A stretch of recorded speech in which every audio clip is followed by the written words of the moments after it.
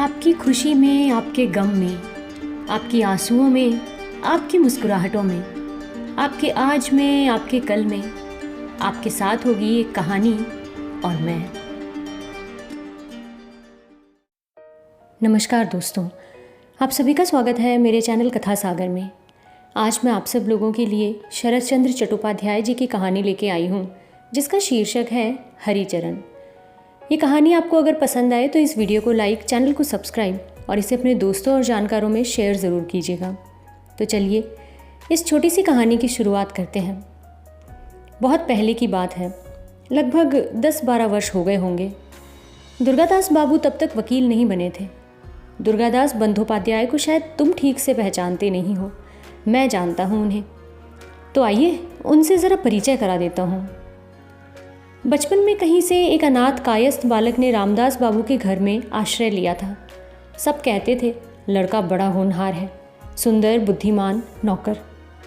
दुर्गादास बाबू के पिता का स्नेही भृत्य, वो सारा काम निपटा दिया करता। गाय को चारा देने से लेकर बाबू की तेल मालिश तक सब वो खुद ही करता था।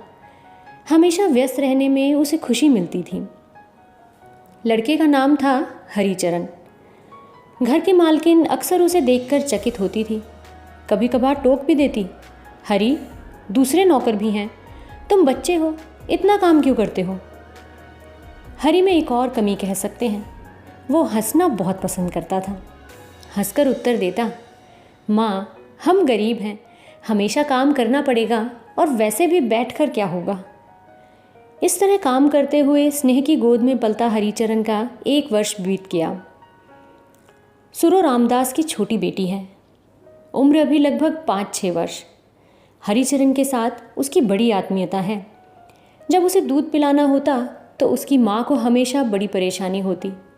अथक प्रयत्न के बाद भी जब वो अपनी बेटी को दूध पीने के लिए मना नहीं पाती तो हरिचरण की बातों का ही उस पर असर होता। अब छोड़ो ये सब, बेकार की बातें तो बहुत हुई, असल मुद्दे पर आता हूँ। सुनो, शायद सूरों के हृदय में हरिचरण के प्रति प्रेम का अंकुर फूटने लगा था।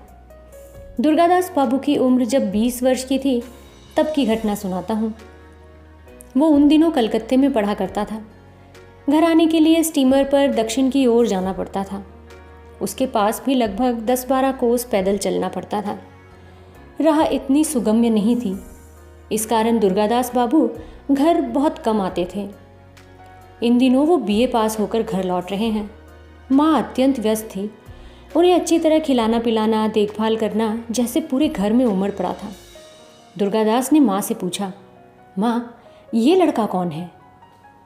ये एक कायस्थ का बेटा है, माँ बाप नहीं है इसलिए तुम्हारे पिता ने उसे रखा है। नौकर का सारा काम कर लेता है और निकायत ही शांत प्रकृति का आदमी है, किसी बात पर क्रोधित नहीं होता। माँ बाप नहीं है, उस पर छोटा सा बालक, मैं उससे बहुत स्नेह करती हूँ। दुर्गादास बाबू को हरिचरण का यही परिचय मिला। जो भी हो, आजकल हरिचरण का काम बहुत बढ़ गया है, पर इससे वो तनिक भी असंतुष्ट नहीं है। दुर्गादास को स्नान कराना, आवश्यकतानुसार घड़े में जल भरकर लाना, ठीक समय पर पान उपलब्ध कराना, उपयुक्त अवसरानुसार हुक्के का प्रबंध इत्यादि में वो अत्यंत पटु था। दुर्गादास बाबू भी अक्सर सोचते, लड़का निहायती ही इंटेलिजेंट है, अतः कपड़े धोना, तंबाकू सजाना जैसे काम हरिचरण के ना करने पर और किसी का काम उन्हें पसंद नहीं आता था। कुछ समझ नहीं पाता हूँ, कहाँ का पानी कहाँ जाकर खड़ा होता है। ये सब बातें सबके लिए समझ पाना संभव नहीं और आवश्यकता भी नहीं। मेरी तो फिलॉसफी लेकर डील करने का उद्देश्य नहीं है। फिर भी आपसे 2 बातें कहने में हानि क्या है। आज दुर्गादास बाबू को एक भव्य रात्रि भोज का निमंत्रण है। घर में नहीं खाएंगे, संभवतः देर रात से लौटेंगे। सो हरिचरण से कह गए कि सब काम निपटाने के बाद उसका बिस्तर व्यवस्थित करके रखें। अब हरिचरण की सुने। दुर्गादास बाबू बाहर की बैठक में रात को सोते हैं। इसका कारण कोई नहीं जानता। मुझे लगता है कि पत्नी के मायके में रहने के कारण ही उन्हें बाहर के कमरे में सोना अच्छा लगता है। रात को सोते समय हरिचरण उनके पांव दबाता है और जब वो गहरी नींद में चले जाते हैं तो वो साथ के कमरे में सोने चला जाता है। उस दिन शाम को हरिचरण के सिर में दर्द शुरू हुआ। उसने जान लिया कि अब बुखार आने में देर नहीं। पहले भी बीच बीच में उसे बुखार होता रहता है, अतः वो इसके लक्षणों से परिचित है। वो अधिक देर तक न बैठ सका और अपने कमरे में जाकर सो गया। छोटे बाबू का बिस्तर नहीं लग पाया, इसका भान भी न रहा उसे। रात को सबने भोजन किया, पर हरिचरण भोजन के लिए नहीं आया। मालकिन देखने आई, वो सो रहा था। उसके शरीर पर हाथ रखा तो वो बहुत गर्म था। वो समझ गई कि उसे तो बुखार हुआ है, अतः उसे विरक्त किए बिना वहाँ से चली आई। रात का दूसरा पहर था। भोजन खाकर जब दुर्गादास बाबू घर लौटे तो देखा कि उसका बिस्तर तैयार नहीं है। एक तो नींद सता रही थी, उस पर सारी रात ये सोचते आए थे कि घर पहुँचते ही चित हो जाऊँगा और हरिचरण उसके पांव दबाकर सारी थकान मिटा देगा। इसी सुखानुभूति की अल्पंतरा में सुबह हो जाएगी।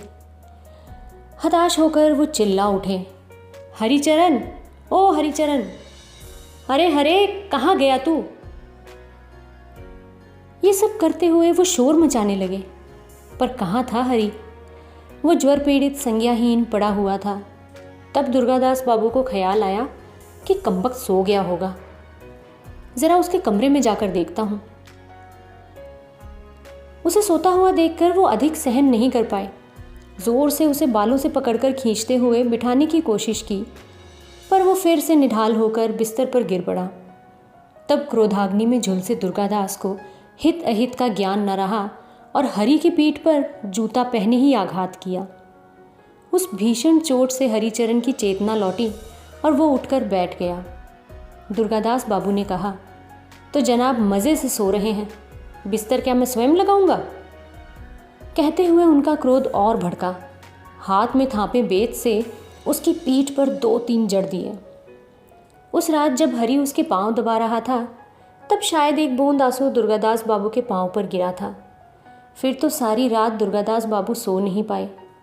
वो एक बूंद आंसू बहुत गर्म महसूस हुआ था। दुर्गादास बाबू हरिचरण को प्यार बहुत करते थे। उसकी नम्रता के लिए वो ही क्यों, वो सबका प्रिय पात्र था। विशेषकर इस महीने भर की घनिष्ठता में वो उनका और भी अधिक प्रिय हो उठा था। रात में कई बार दुर्गादास बाबू को लगा कि एक बार देख आएं कितनी चोट लगी है, कितनी सूजन हुई है, पर वो एक नौकर है, अच्छा नहीं लगेगा। कई बार मन में आया कि एक बार पूछकर तो आए, तुम्हारा बुखार कुछ कम हुआ कि नहीं, पर उससे लज्जा महसूस होती थी। सुबह हरिचरण मुंह धोकर पानी ले आया, तंबाकू सजाया। दुर्गादास बाबू काश तब भी अगर कह पाते, आहा वो तो बालक है, अब भी 13 वर्ष का नहीं हुआ। बालक समझकर भी अपने पास खींचकर देखते, बेत के आघात से कितना रक्त जमा है, जूते से कितना सूजा है। बालक ही तो है, लज्जा की क्या बात है। 9 बजे के लगभग कहीं से एक तार आया। उससे दुर्गादास बाबू का मन विचलित हो उठा। खोलकर देखा, पत्नी बीमार है। उनका हृदय बैठ गया। उसी दिन कलकत्ता लौटना पड़ा। गाड़ी में बैठते हुए सोचा, भगवान, समझूंगा प्रायश्चित हुआ। प्रायः महीना हो गया। दुर्गादास बाबू का चेहरा आज प्रफुल्ल है। उनकी पत्नी बच गई। घर से आज एक पत्र आया, उनके छोटे भाई का था। नीचे पुनश्च करके लिखा हुआ था, बड़े दुख की बात है, कल सुबह 10 दिन ज्वर से भुगतते हुए हमारे हरिचरण की मृत्यु हो गई। मरने से पहले उसने कई बार आपको देखना चाहा। आह, बिना माँ बाप का अनाथ।